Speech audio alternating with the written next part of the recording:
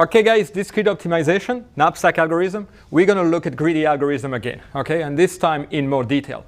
The key point here is that what we want to do is have something that can give you solutions very quickly, okay? And that's going to give you a baseline on everything that you will do afterwards, okay? So you can start with this, and then you can look at how to improve it later on, okay? So even greedy algorithm is an interesting topic, okay? Designing them may be very complex on some problems, and they may vary in quality. So what I'm going to do today is basically illustrate various kinds of greedy approach on the knapsack problems, and, you know, in a sense, give you the intuition of how you can design them. And you can be creative on these guys as well, okay?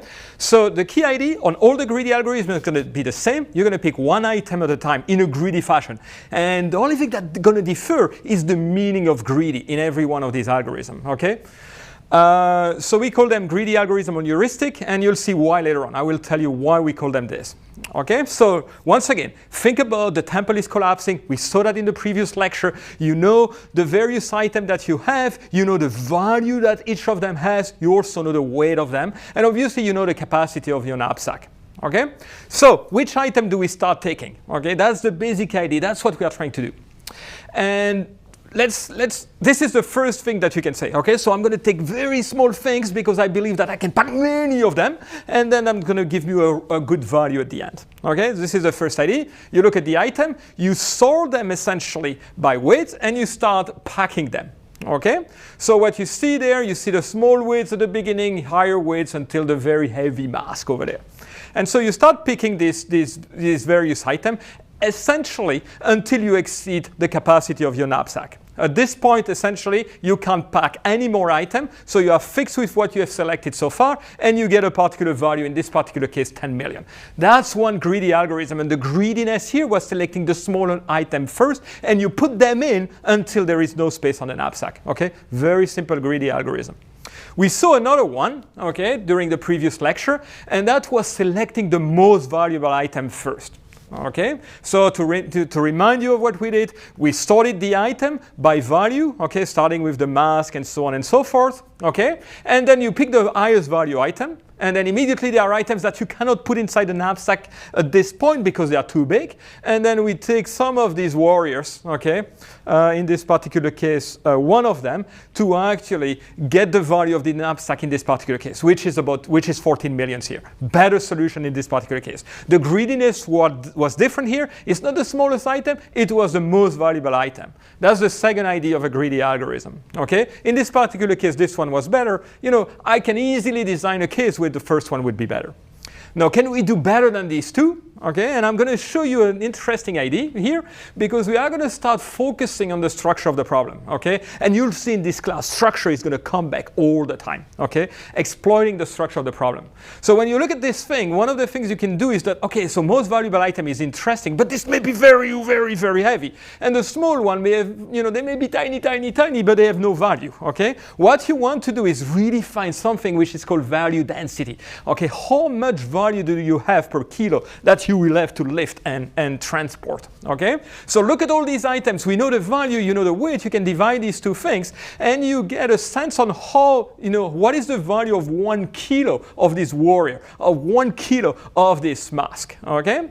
And now you see that you can sort them by that order, and this becomes the most valuable, and then you see the ordering has changed completely.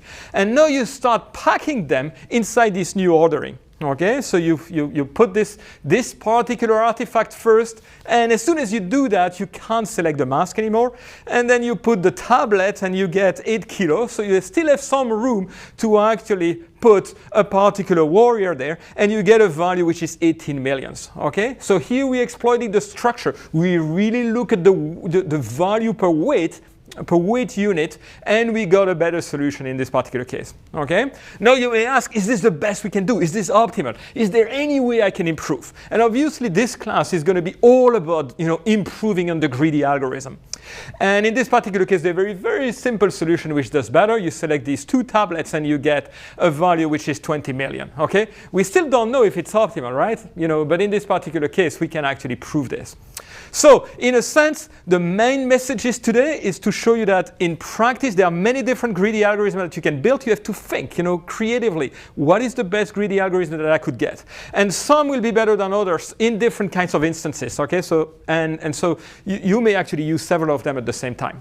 The advantage of this is that they are very easy to use, very easy to design, okay? They can be very, very fast. They give you a first solution. They tell you, okay, now I understand something about these problems. I know that this is at least a baseline, and I have to start doing better than this.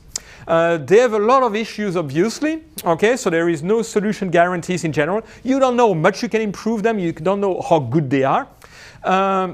The quality of these heuristics may vary from problems to problems, from instances to instances, and so on. And one of the things that I've assumed here is that you can build the solution easily. Finding a feasible solution is not an issue. And there are many problems in practice where just finding a feasible solution is very, very difficult. So you will have to do something else than a greedy algorithm in that particular case, or you will have to change the notion of what a solution is. So, but these are some issues that we'll have to deal with once again, and these issues, the most advanced techniques that we will present in this class will address those. So one of the things that you should do in this class is when you start on a problem, okay, what we highly recommend is that you start with a greedy algorithm. Try to understand what the problem is, get a baseline. That's what you have to improve. And then afterwards, you're going to use some of the techniques that we will present, constraint programming, mixed integer programming, local search, to actually improve on the greedy and find out how much you can improve. And once again, some of these techniques are also going to give you a way to assess the value of the greedy algorithm or any solution that you can come up with. Okay? So this is essentially the main message. I'll see you next time, okay? And what we're going to do in the rest of the knapsack lecture is show you how you can find reliability feasible solution, how you can build high quality solutions which are robust across a wide range of impact, and also give you a way to actually find out if these solutions are optimal or how good they are. Okay, this is essentially the most advanced techniques are allowing you to do these things that a greedy algorithm cannot. Okay, see you next time. Thank you, guys.